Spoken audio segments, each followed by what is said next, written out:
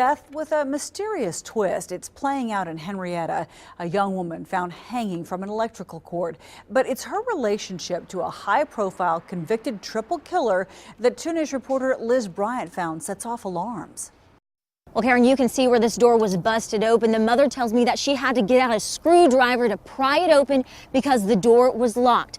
And once she got inside, unfortunately, she found her daughter dead. My mother is a woman like no other. It's the last text Faye Taylor got from her daughter 4 days ago. I can't get that image out of my mind. Faye found 33-year-old Cheryl Schultz hanging by an electrical cord inside this storage shed. It's just steps away from her Henrietta trailer.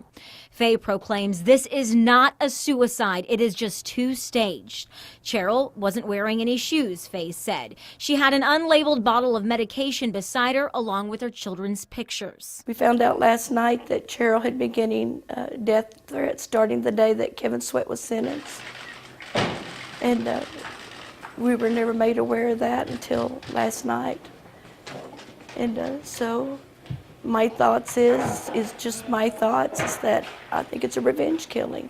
She's just good-hearted. She couldn't really discern who was good and who was bad. Cheryl's neighbor the last 25 years went to check on her too. So I just knocked on the window and Cheryl, Cheryl, all the way around the trailer, and heard that little white dog barking.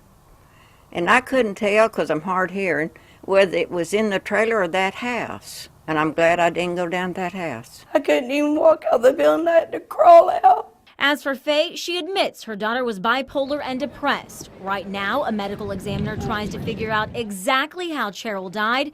Agents call it suspicious. I'm sorry I wasn't there to protect her.